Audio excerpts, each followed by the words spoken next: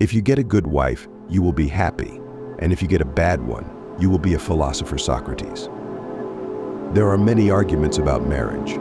There are opinions for and against marriage. Some people become poets after getting married, while others become celibates. There is even a story about marriage called Deli Ka Ladu.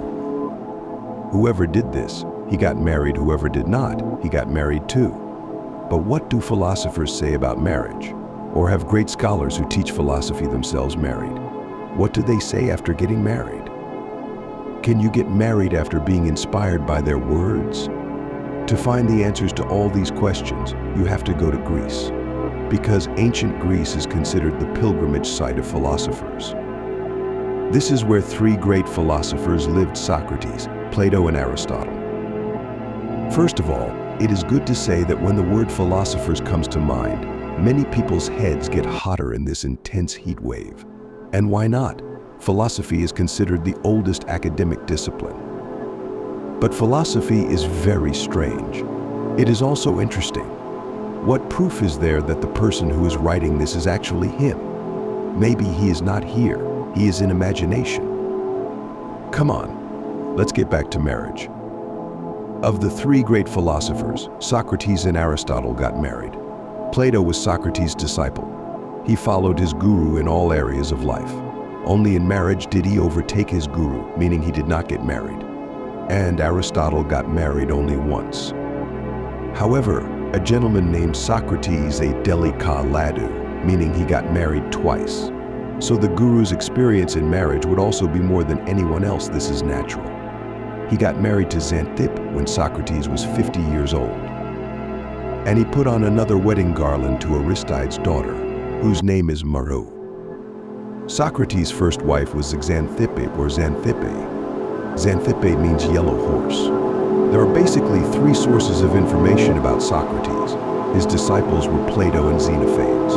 Aristophanes, a writer who opposed Socrates, wrote the satirical play Clouds. Plato was a worthy disciple of Socrates. He wrote down Socrates' speeches in the form of dialogues in a poetic style. Not all of these may be Socrates' speeches, but they may also be. Socrates himself did not write anything down. Socrates' method was not to impart knowledge. He only asked questions. In this context, German film director Michael Haneke said that the main job of an artist is to ask questions, not to answer. Socrates' wife Xanthippe is mentioned in Plato's book. There, he describes Xanthippe as a loyal wife to her husband and a good mother to his children. However, a Roman writer named Aelian portrays Xanthippe as a jealous woman. He says that her character is terrible. Xanthippe was portrayed as if she regularly beat Socrates with a broom. At that time, the common people enjoyed this again. It is said that Xanthippe was a great quarreler. Even a crow could not sit on the roof of the house due to her shouting and screaming. And Socrates' attitude towards marriage was very funny. He did not care about his wife's taunts and yelling at all. He was busy with his own thoughts and chatter. And he used to say, no matter what, get married.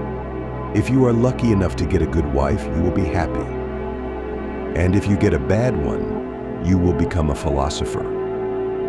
Once, Socrates' family was going through a lot of hardship. There was no food in the house. The children were starving.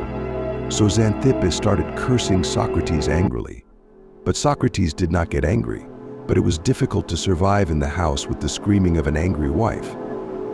What else could he do? He quietly went outside the house and sat on the threshold. Seeing all this, he got angry and threw a bucket of water on his husband's head. The passers-by laughed loudly at the sight. Now Socrates also started laughing with them. The people were surprised. While laughing, Socrates gave that toothy reply. He said, "Why are you surprised? After so much thunder, it will rain."